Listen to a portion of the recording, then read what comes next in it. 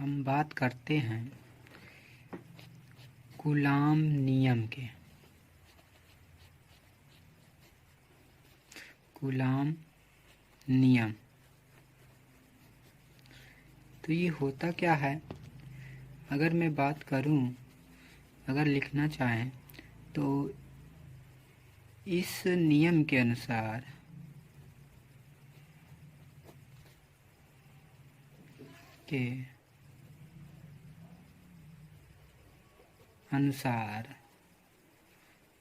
दो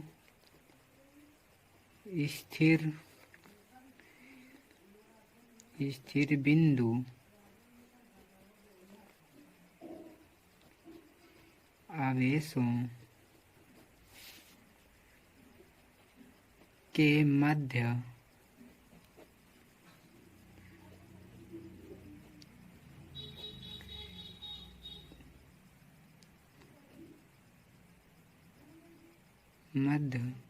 लगने वाला कूलाम बल। जैसे कोई एक आवेश Q1 है और r दूरी पर कोई दूसरा आवेश Q2 है, उस पर बल जो होगा उसको हम कूलाम बल के कहेंगे।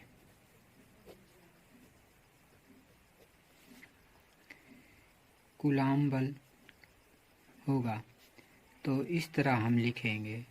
तो उन आवेशों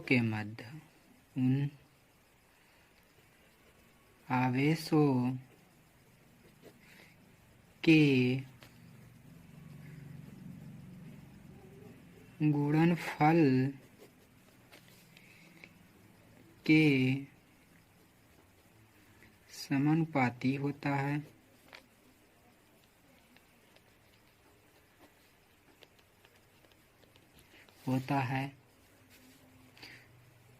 तो इस तरह F coulomb proportional Q1 into Q2 होगा। इसी तरह आवेशों के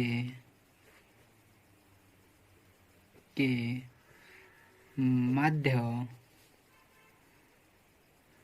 की दूरी r के वर्ग के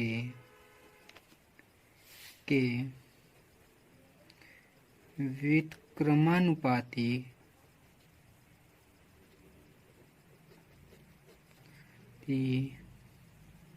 होता है।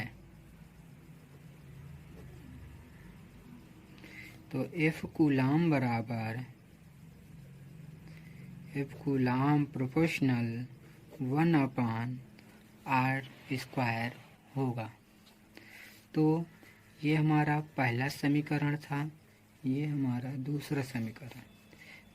अतः तो हम लिखेंगे समीकरण फर्स्ट और सेकंड से हमको क्या मिलेगा? F coulomb proportional Q1 Q2 अपान में r²। तो जैसे ही हम प्रोपोर्शनल को हटाएंगे तो हमारे पास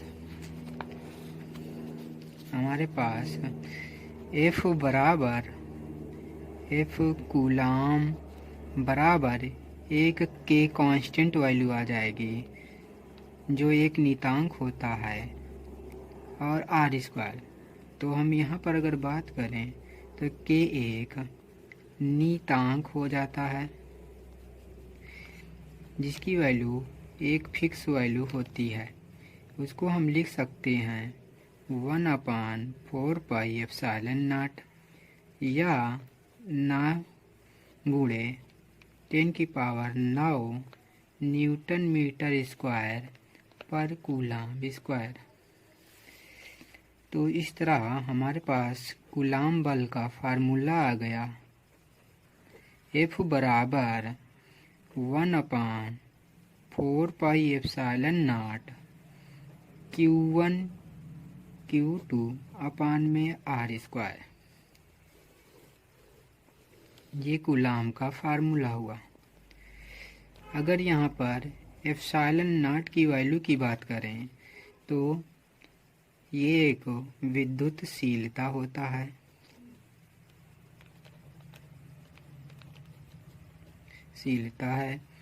जो 8.85 × 10⁹ coulomb square newton metre square होता है।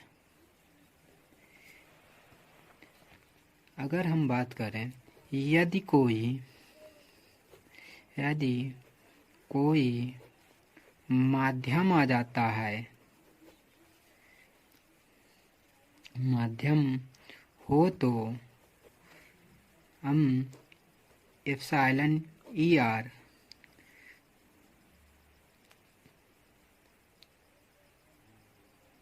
में कूलाम बल, तो F माध्यम बराबर 1/4πε0 ER Q1 Q2 अपान में R स्क्वायर होगा। और हम इसको अगर लिखें F माध्यम बराबर F निर्वात, जो ऐसे ही होगा, और उसमें ER मतलब एक माध्यम जो होगा उससे भाग दे देंगे, जिससे हमारा माध्यम में कूलाम बल पता चल जाएगा। अब हम बात करने वाले हैं आवेशों के निकाय के कारण लगने वाला परिणामी कूलाम बल। अगर इसके बारे में पढ़ें तो हमें पता चलता है कि कोई एक बिंदु आवेश Q1 होगा, उसकी वजह से निकाय के मतलब कि अनंत तक, सबके अनंत तक कोई पॉइंट F1 Q1 होगा, Q2 होगा, कोई एक बिंदु जैसे यहाँ हो गया, कोई एक बिंदु यहाँ पर Q3 हो गया, और इसी तरह डैश डैश करूँ तो अगर n तक कहीं न कहीं होगा। तो n के लिए हमको निकाय, तो इसके लिए हमको निकाय में कूलाम बल निकालना होगा, तो इसके लिए यहाँ पे निकाय पे कूलाम बल निकालना होगा। तो इसी तरह n के लिए हमको निकालना पड़ेगा कूलाम। तो अगर मैं Q1 को मूल बिंदु मान लेता हूँ तो इसके लिए हमारा दूरी R12 हो जाएगा, इसके लिए हमारा दूरी R13 हो जाएगा। इसी तरह अगर बात करूँ तो ये R1n हो जाएगा। तो इसके कारण अगर मैं बात करूँ जो बल लगेगा हमारा F12 हो जाएगा। और अगर मैं Q3 के कारण करूँ तो हमारा बल इधर लगेगा, तो वो क्या हो जाएगा, F13 हो जाएगा। अगर इसी तरह बात करूँ तो हमारा F1n हो जाएगा। तो ये मूल बिंदु से हमारे निकाय पर लगने वाला कूलाम बल ही हमको निकालना होगा। तो हमने जिस तरह इसको बनाया डायग्राम के अकॉर्डिंग, हम उसको उसी तरह लिख लेंगे, तो जिससे हमारा अच्छा सा डेरिवेशन तैयार हो जाएगा। तो मैं अगर लिखूं यदि Q1 Q2 Q3 dash dash Qn तक कोई आवेश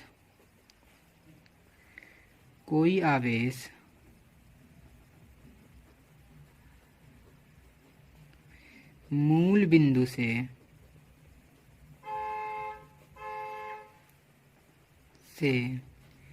क्रमशः, मतलब क्रम में, क्रमशः R1, R2, R3 Rn तक है। दूरी पर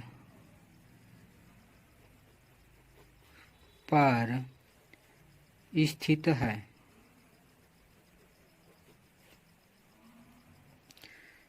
यदि सर्वप्रथम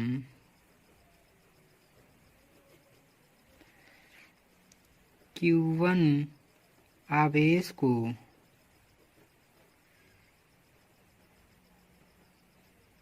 रिक्त स्थान मानकर स्थान पर लाया जाए तो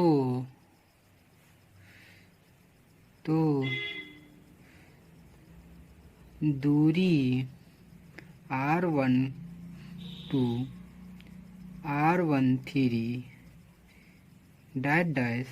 R1n होगा।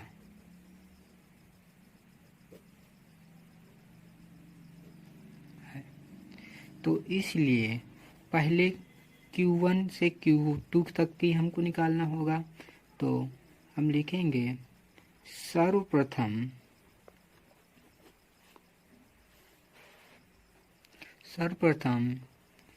Q2 आवेश से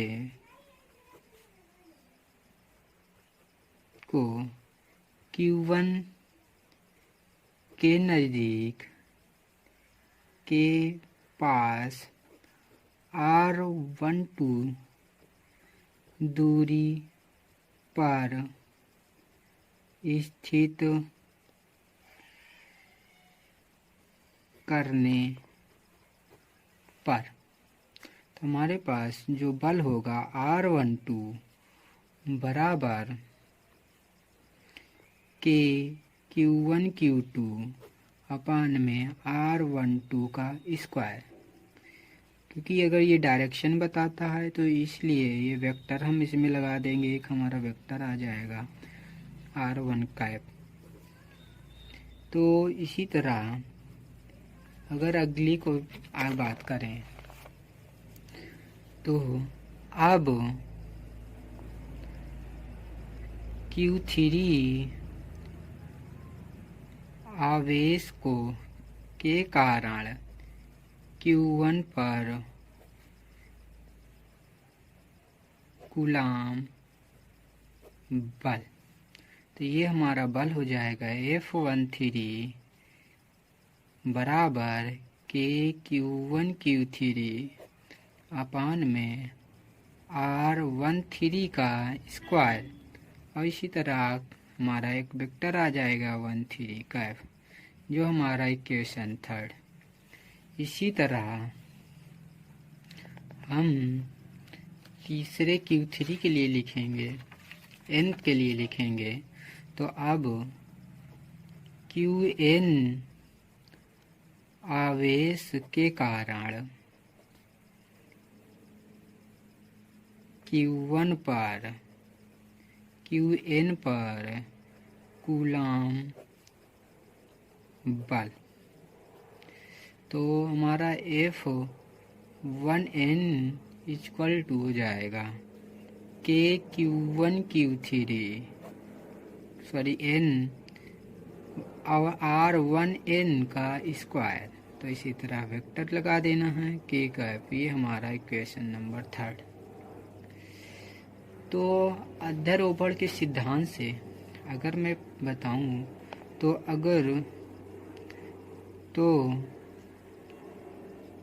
अध्यारोपण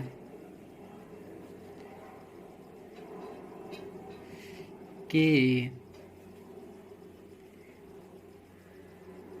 सिद्धांत से Q1 आवेश पर पर परिणामी बल होगा, मतलब कुल बल होगा F1 बराबर F12 plus F13 plus dash dash dash F1n तक।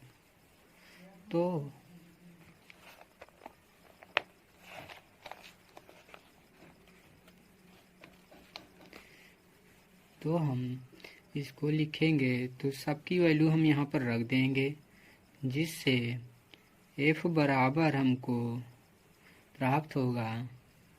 अगर मैं सब में Q1 देखो, सब में Q1 कॉमन है, Q1 कॉमन है तो मैं लिख सकता हूँ, और K भी कॉमन है तो सबको बाहर Q1 K को बाहर रख लेता हूँ।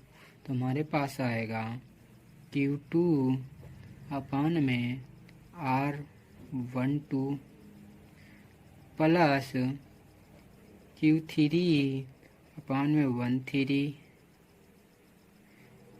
का square.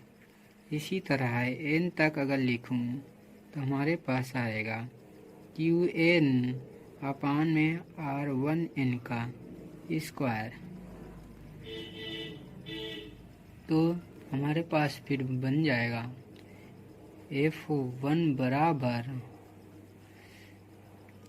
KQ1 summation of n से लेकर, हमारा i कहाँ से स्टार्ट है 2 से, तो इसलिए हम i बराबर 2 लिखेंगे। तो फार्मूला बनेगा क्या, QI अपान में R1i का स्क्वायर कैप में R1i, जो हमारा एक सदिश निरूपण होता है। अगर मैं अब बात करूं तो इसी तरह हमारे n आवेश के लिए भी हमारा कूलाम बल हो जाएगा।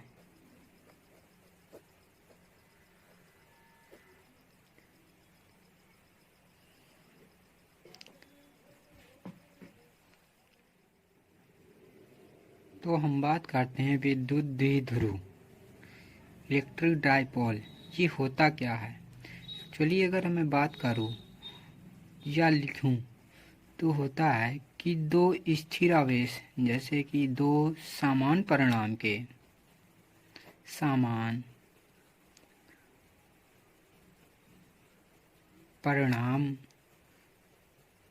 तथा विपरीत प्रकृति के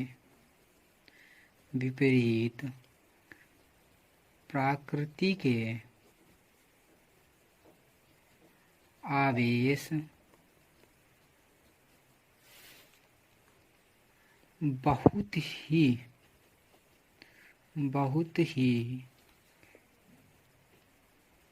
अल्प दूरी पर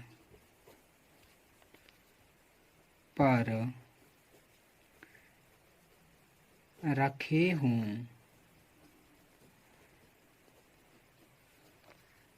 तो उसे द्विध्रुव कहते हैं।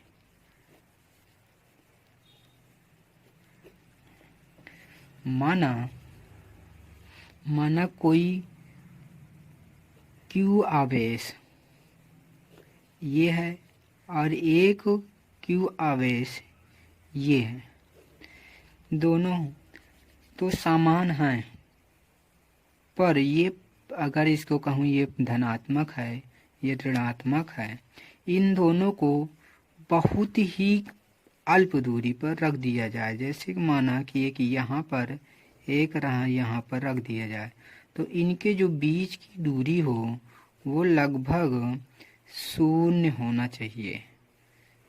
तो इस तरह के कंडीशन में हम इसको द्विध्रुव कहते हैं। अगर मैं बात करूं अब तो द्विध्रुव अघूर्ण होता क्या है। तो उसी पे अगर मैं बात करूं जिसको P से दर्शाते हैं हमेशा, तो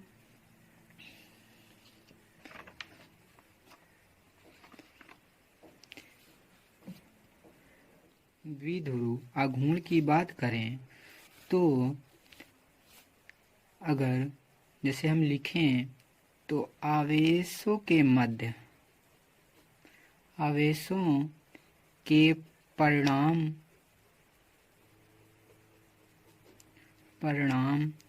तथा उसके मध्य की दूरी के गुणनफल को विद्युत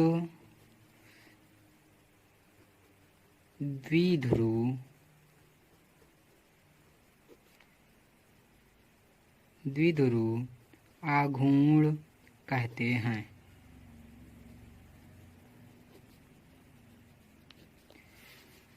जैसे माना कोई प्लस क्यू आवेश यहाँ पर कुछ दूरी पर रखा हो माइनस क्यू आवेश, तो उन दोनों के बीच में जो बल अगर लगेगा परिणामी बल, तो हमेशा वो प्लस माइनस से प्लस की ओर होता है। तो इस पर हम अगर बात करें, ये 2a दूरी पर है, तो हमारा आघूर्ण वेक्टर P बराबर हो जाएगा Q इंटू 2a, जो एक द्विध्रुव आघूर्ण होता है। मतलब हमें जो भी दूरी है 2a इसलिए रखा जाता है कि हमेशा जो भी होगा उससे दुगने की बात होगी। तो इसकी दिशा की अगर बात करूं तो दिशा हमेशा माइनस क्यू आवेश से प्लस क्यू आवेश की तरफ होता है। अगर इसकी मात्रक की बात की जाए तो एसआई मात्रक की बात करें तो मात्रक कूलाम मीटर होता है। तो कूलाम मीटर होता है।